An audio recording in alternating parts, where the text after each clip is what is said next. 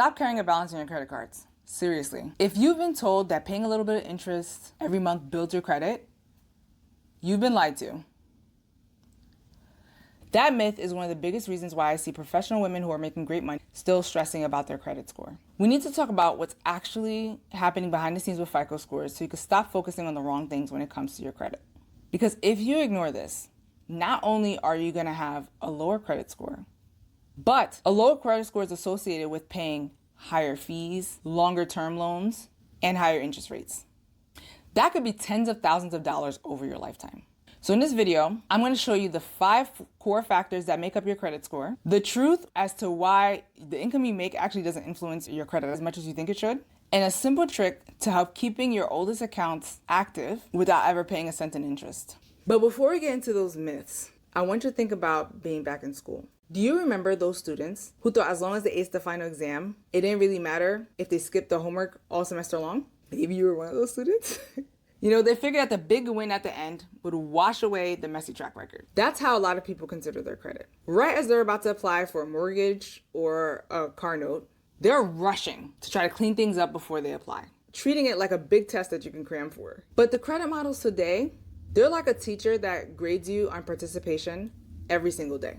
If you're earning 6 figures, but your daily attendance in the credit system is inconsistent or it's messy, the bank really doesn't care about that final exam. They're looking at the whole picture. So a lot of people might think that a credit score is like a snapshot, where as long as you clean up real quick today, you'll be all good to apply for that mortgage tomorrow. But the fact of the matter is, your credit score is more like trended data. Instead of a snapshot, think of it like a time-lapse video. Lenders aren't looking at just what your balance is right now. They're looking at your behavior over the past few years. The algorithm is asking, are you someone who consistently carries a balance month to month? Or are you someone who uses your cards but clears them out? Your credit report instead shows debt crawling up month after month. Even if you're making a great salary, the system flags that as a risk. It sees a pattern of relying more and more on credit to get through the month. So the takeaway here is that you really can't cram for that test anymore. You can't just throw a lump sum on a credit card 2 weeks before trying to buy a house and expect the last 24 months to just vanish. Consistency is the currency. This leads us to the most expensive myth in the book. The idea that you need to carry a small balance to show activity. To this day, I hear women still saying this all the time, that you need to keep a small balance because it helps your score. This is a huge lie in finance. When you leave a balance on your credit card, you aren't building credit. You are simply giving the bank 20 to 30% interest for no reason. The credit bureau doesn't give you extra points for paying interest. They only care that you use the card and paid the bill. Now you might be wondering, but if I pay it off to 0, won't it look like I'm not using the card? The only way that happens is if you charge on the card and pay it off before the statement closes. That's the date that the balance is going to be reported to credit agencies. So as long as you pay after the statement closing date, you will obviously be showing that you used the card. But as long as you pay the entire statement balance by the time it's due, you will pay $0 in interest. Another thing you could do if you do use your credit cards heavily, but you don't want high utilization showing up on your card, meaning let's say you have a credit limit of $1,000 and you spent $600 on this card. You ideally do not want for that $600 to show up on your statement, because then it's showing that you're using 60% of your available credit, which could hurt your score a little. So what you can do is before the statement closes, let's say your statement closes on the 19th. By the 18th, you pay half of that or more. That'll leave you at 30% utilization or less. And that's what gets reported to the credit agency. And of course, you make sure you pay the rest by the time it's due. So you again pay $0 in interest. And that's how you play the game without the bank winning. Now here's another thing that could be a little frustrating. You make 80K, 100K, maybe 150K a year, and you feel like your credit score should naturally feel reflective of that success. But then when you check your score, it stays stagnant or maybe even lower than you expected. And you're like, man, I'm doing everything right. Like, why is my credit score not improving the way I'd like? The reality is that the credit bureaus have no clue how much you make. Your salary isn't even considered in the calculation. You could earn $1 million a year, but if you have high limit cards that stay 50% full, your score will reflect that messiness instead of your income. It's so easy when you're busy and making good money to let the little details slide. But remember, your salary buys a house, but your credit score determines how much interest you pay on it. The other thing I want to clear up is the fear regarding actually looking at your numbers. So many people think that checking their credit score will make it drop. But let's settle this right away. Checking your own credit score is a soft inquiry and never hurts your actual number.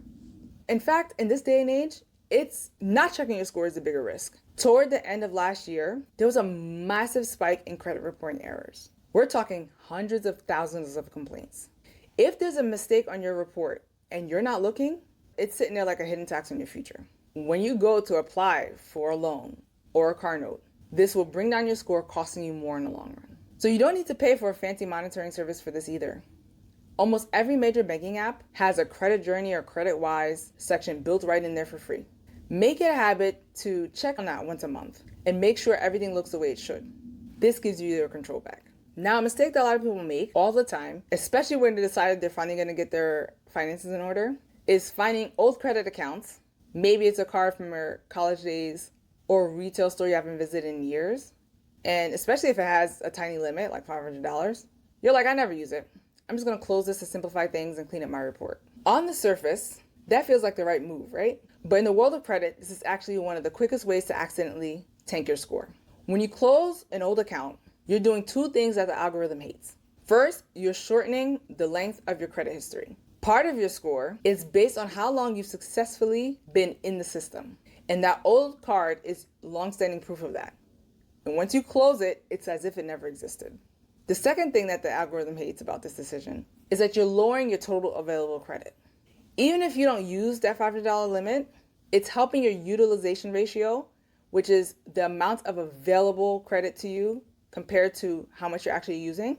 It keeps that low. When that limit disappears, your other bank balances start to look heavier to the credit bureaus. So instead of closing it, try this instead. Take one small monthly recurring bill and put that on the old card. Set that to auto pay in full. Set that card to auto pay in full from your main checking account, and then put the card back in the drawer. This keeps the account active, keeps your history growing, and protects your score, all without you having to think about carrying that card around. So I want to wrap this up by looking at why this matters for your life and bank account. Because at the end of the day, your credit score can really make a difference between building your wealth versus the bank's wealth. If your score is not optimized, you're going to be paying a lot of money in the long run. For example, a car note. If you go to buy a $40,000 car today, the difference between having a fair score and an excellent score can be as much as 6 to 7% interest. Over the life of that loan, you could wind up paying $7,000 more for the exact same car as the woman sitting in the dealership next to you, just because of those three little digits.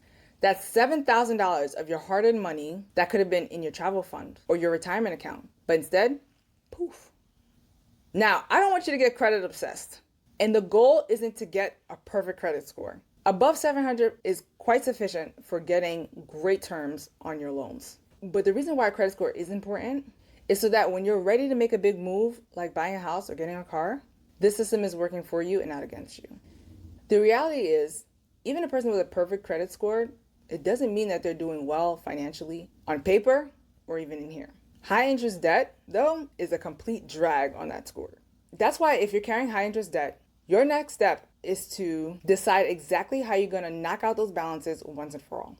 You can click here to check out this video on the debt snowball and the debt avalanche so you can make the best choice for you. I'll see you over there.